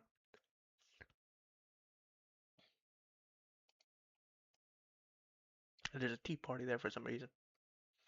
You use the panel to at You use the panel to center on your personal location and zoom in. Surrounding the lab are of course the hundreds of smaller meteors that have been raining down steadily throughout the evening. Most of these meteorites have either landed already or will shortly. Centered over the lab is significantly larger imminent collision. You can't say precisely how imminent, but you could certainly take an educated stab at it. Just southwest of the lab, centered suspiciously around near the location of your house, is an even larger looming collision. This one appears slightly less imminent. The terminal looks like it can monitor any meteor recession around the world. Search filters can be applied as well, restricting results based on size, time of impact, location, and so on. You zoom way out and narrow the search based on size. The two at the top of the list appear to be the biggest by far. You examine only their coordinates. The second biggest is centered over a US city. The biggest by a landslide is, luckily for the Earth you suppose, way out in the middle of the Pacific Ocean. Jade, I believe, may be a bit fucked. Turn on your laptop and check on John. You plug the laptop into the hub again and turn it on. It is now powered and connected to the wireless signal the hub is broadcasting. Your SPURB session reconnects. No sign of John here. You wonder why the house is shaking. Last time you saw him, he was on one of the roof platforms. You will have to navigate via the SPURB interface to find him. Ascend. Navigate.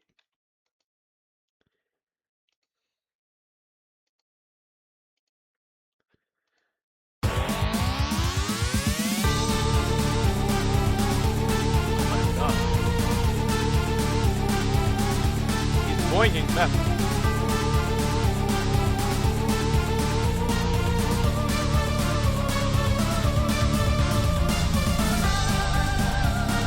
Nana Quinn lasered him.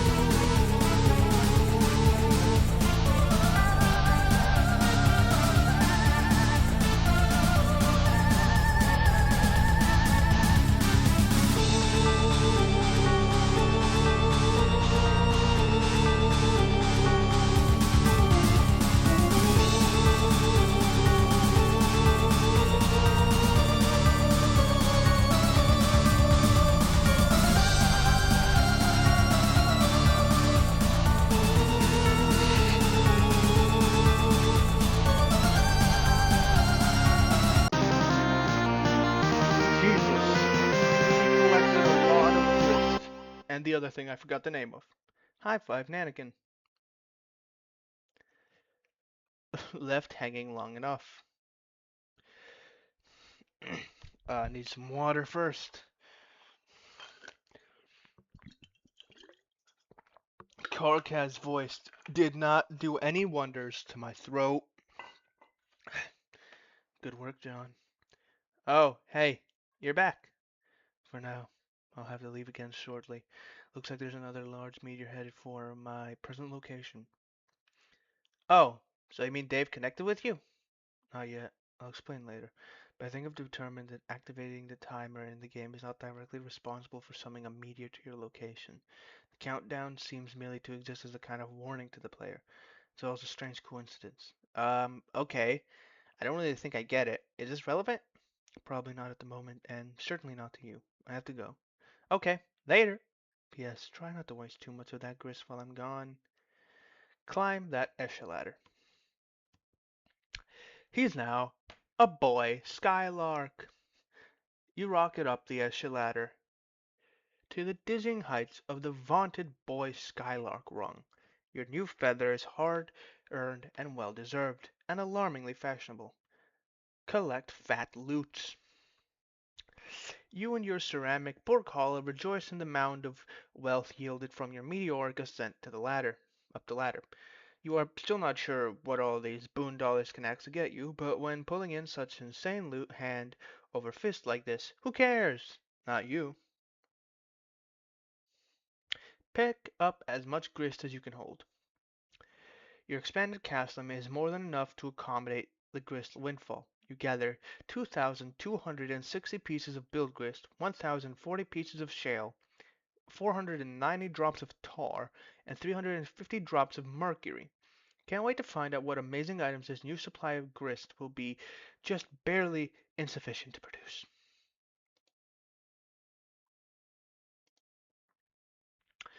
Oh god, there's grist littered down there too.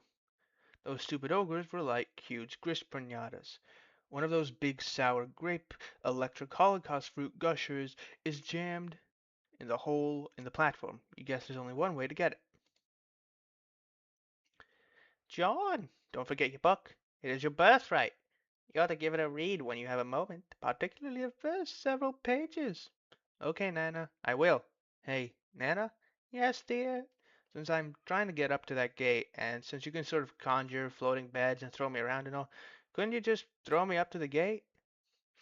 Yes, of course, John, but that would not serve your purpose well. There's a very good reason why you should build up to it, and then keep building. Oh, okay, I guess that's what I figured. So just one more thing.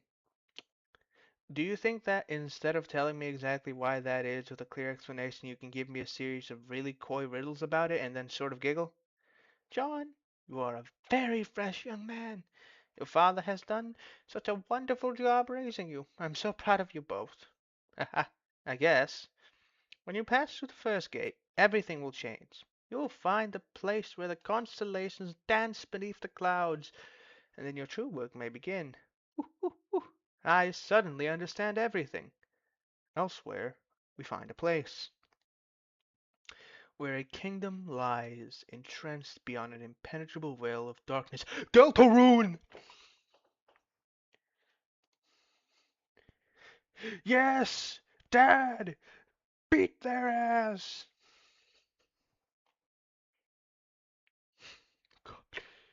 Jesus! He sent him flying.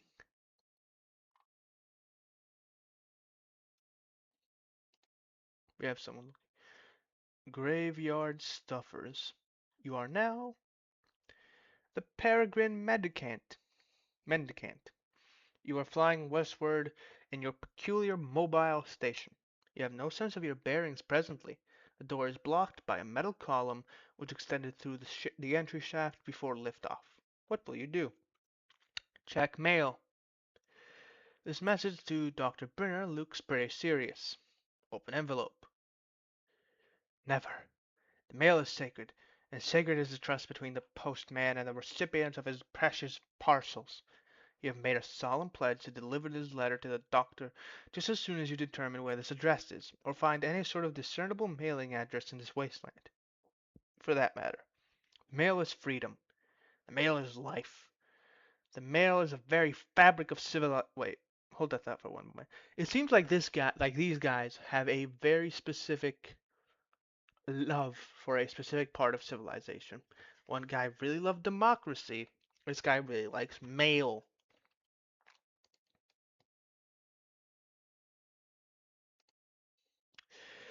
The male is the one final hope of resurrecting a dead planet from its ashes, and the letter carriers are the brave soldiers of God in this righteous crusade, and the defenders of the light of knowledge, free communication, and the exchange of ideas. They are the bold totters of those little papery conduits of freedom, the white postmark angels that whisper a message on their deliverance, a promise to the yearning there is hope yet, liberty, reason, justice, civility, edification, perfection, mail. Examine keyboard and screen. It's the terminal you use to activate the station's homing mechanism. It looks like it has now returned control to you. The default viewport displays command previously entered, including your last and only command, home. Type view. You type another one of the previously entered commands. It switches to the view of a young girl standing alone somewhere. There's a heavy amount of video interference of some sort. The girl seems familiar to you. Greetings. So it seems that the one we had earlier with Rose was someone else, but it seems like these specific ones are connecting with. This one's connecting with Jade, the other one's connecting with John. Don't I know you?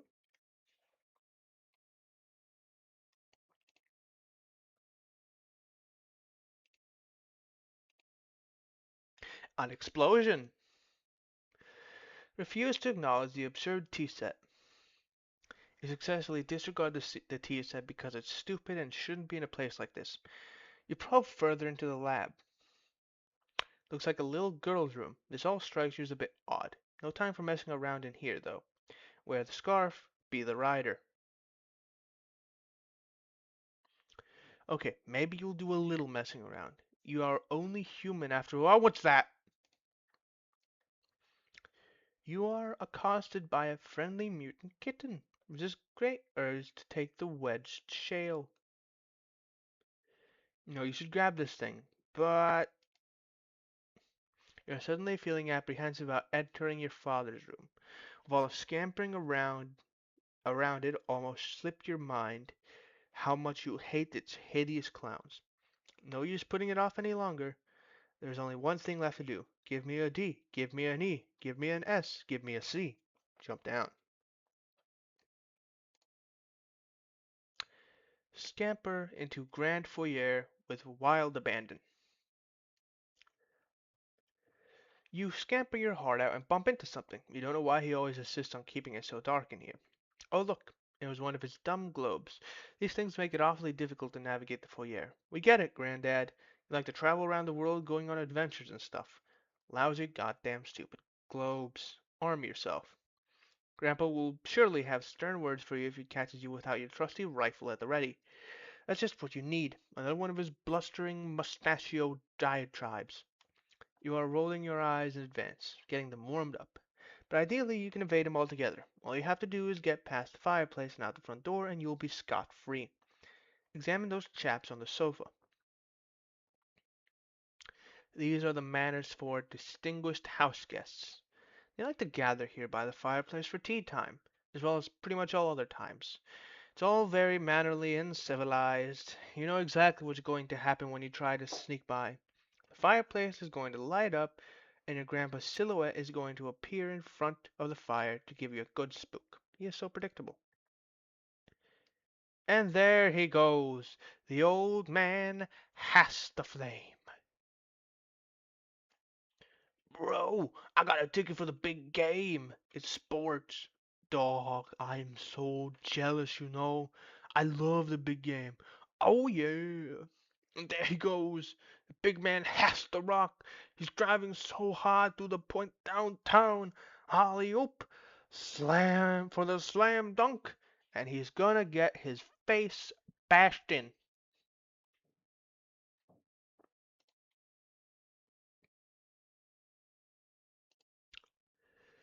You suppose you could still manage to sneak by the crafty man if you were fast enough. Avoiding an encounter would be ideal.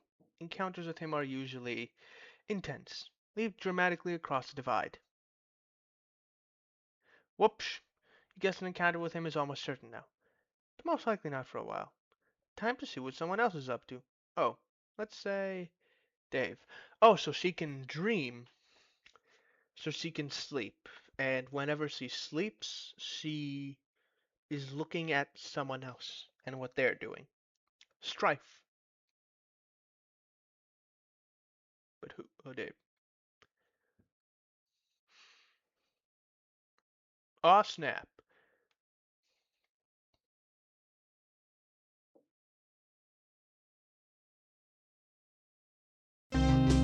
Strife? Agree. Gun!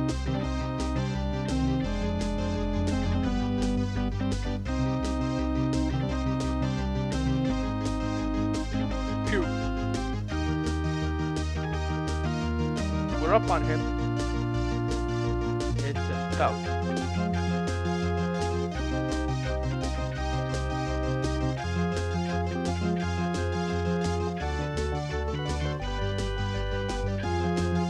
And she falls asleep with me.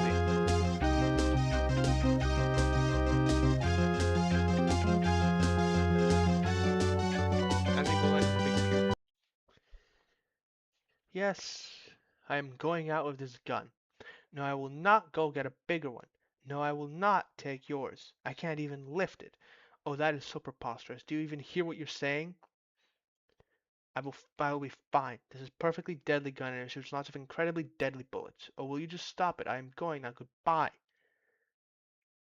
Smiley face. Abscond. He was so much easier to deal with when he was alive. This motherfucker's dead. I didn't know. I, I, I mean, it makes sense, I suppose. I didn't expect him to be a corpse like that. I didn't expect him to be a taxidermied human. Miraculously survived. 221. Miraculously survive. Peer out explosion hole.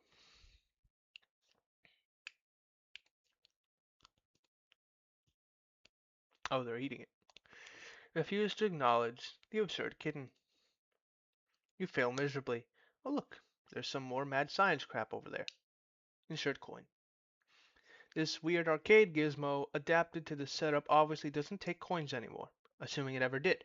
Besides, you left all your coins on the fridge, remember? Let's play a game. This doesn't appear to be a game. It appears to be an purifier. Ooh. Screw around with the purifier. You mess with the controls. Hey, Jaspers is alive. Or at least he was in the past. According to the timestamp, this was almost 9 years ago. Try to move the crosshairs of the joystick, but it seems to be permanently locked on a specific target. You might be able to unlock it, but you clearly don't have much time to horse around with this thing. You zoom out. It looks like you and Jaspers were having one of your sessions. You weren't making a lot of progress, though, because Jaspers was no doubt being characteristically recalcitrant. You possibly jotted this phrase down in your pad. It's hard to remember, though. Wait, could this be that day? Cause of time paradox. You attempt to purify Jasper. This would surely cause a time paradox, because you can plainly see that he has not told you his secret yet. But it seems the machine has a safety mechanism to prevent such an irresponsible purification practices. The Paradox Ghost imprint of Jasper purifies instead and quickly settles into a mound of sludge. The machine beside it sucks up the Paradox sludge and begins some kind of automated procedure. Seems whatever sort of primordial biochemical properties the sludge possesses is being evaluated by the device. The device generates a fetal Paradox clone of Jasper's. The wretched creature exhibits a number of unfortunate mutations, though. The good news is that it will be mercifully unestablished along with this facility shortly. This is also the bad news. Whoever was operating this machine in the past may have been making unsuccessful attempts to perfect the science of ectobiology. Ectoplasm with the ghost of biology. Yeah. Have a flashback. There's no need for a flashback. Conveniently, you can watch what happened right here on the monitor. You roll the clock forward a few seconds. Jaspers reveals his stunning secret to you in strict confidence. Before you could ask him to clarify, he vanished into thin air. You now believe you understand why. However, you were not the one to purify him from this moment. Your hand was nowhere near the controls just now. A couple of weeks after he vanished, his body washed up along the riverbank. His suit was a mess. Your mother fitted him with a new one just before the absurd funeral service you insisted upon. Trace Jasper's whereabouts on the machine. You roll the clock forward to a week after he vanished. It seems there is no accessible feed tracing his whereabouts during that time frame. You fast forward another week. There he is, just as you found him. Fast forward to now.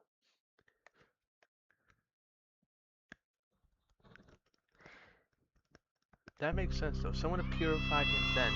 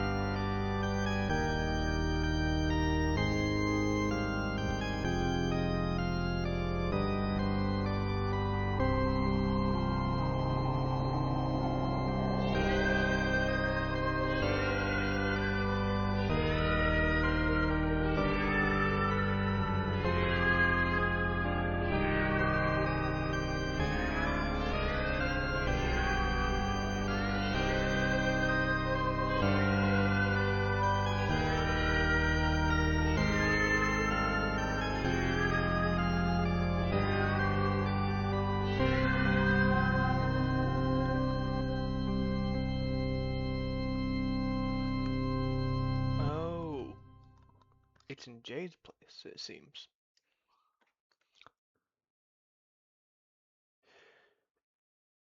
It's something pretty interesting about that is that okay, so someone had tried to purify Jasper in the past, which was that, and then they got the weird kitten, which was the ectobiology experiment. It's Jasper's. He's alive. Well, okay, he's still dead, but his body is intact. Turns out it wasn't some kind of disintegratificator like you thought. It's more like an escapalizer. I purified Jasper's immediately. Skynet laboratory unestablished in, yeah. Good thing you finally got all this sorted out. You only have 10 seconds to spare. Time's just task to get the dead cat and Amscray. Stop fooling around and transport Elias out of there. Locate and feed the devil beast you call a pet. Good luck finding him. If he wants to be found, he will find you. Becquerel has always managed to elude your prognosticative faculties. He is completely invisible to your intuition somehow. Property almost totally unique to him. Used to freak you out a little, but you have long since grown accustomed to it. You. Huh. Oh, it was nothing. Nothing at all. Moving right along. Retrieve the package you expected to arrive. The birthday package you were expecting from John arrived months late, and yet right on time. Landed over there, past the crumbling monument, a satellite of the great mystic ruins at the center of the crater lagoon. Triple somersault into room, etc. Stick the landing. Oh, you do that. Okay, you do that. You are now in your dad's room. Where are all the clowns? Spot your dad's briefcase beside you. Probably contains all sorts of clues, or at least various forms of paperwork critical to his trade as a hilarious street performer. Snoop. Aw yeah, here come the secrets. Get ready for some major revelation. Wait a minute. These are just boring business documents and spreadsheets. What the hell's going on here? Examine your dad's room.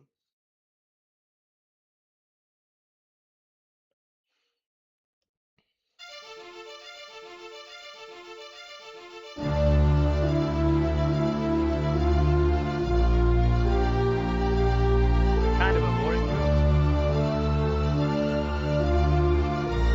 Just a businessman.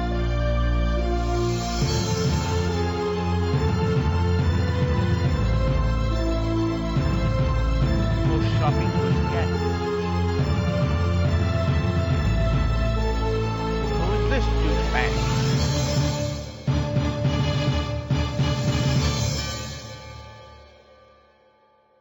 Calm down.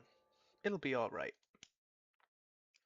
So all those years, while you believed he was out busking up the corners with hilarious antics, he was working as an ordinary businessman all along. He was just a man trying to make a good and honest living for his son. Maybe he was too embarrassed to tell you the truth, or maybe it's just that you never bothered to ask. You guess you always just assumed. The human prisoner has broken out of his jail cell yet again. Attempts to block the cell door with heavy objects have proven futile. That's my goat! That's Dad! You're going to need a bigger safe. Who's this guy? Enter name. Spade Slick. Spade Slick? Got a nice ring to it, but you know your own name. That damn well ain't your name. We don't know who this is. It is us. It's meant to be us. I doubt it. My hands are not exactly that color. Take another stab at it. State, name, and rank. Okay. State, name, and rank. Oh yeah, this was the colonel of that went to the darkness. You are an arch agent Jack Noir. Arch agent. Ah, there we go. That was the agent they were talking about from earlier. You oversee various affairs of a dark kingdom. Presently, you are determining how to deal with this prisoner, who has been a thorn in your side since he was apprehended. You view the affairs of the kingdom through a series of fenestrated walls. You have three walls, nearly enough to form a cubicle of vigilance, which is a full and proper enclosure for an agent of your stature. However, much to your utter contempt, your fourth wall was stolen some time ago. I think that is where we will leave it for now, given we are being introduced to another new character. I would like to thank everyone who is either a new viewer or a returning viewer for joining me this time, and I would like to tell you all good afternoon, good evening, and good night.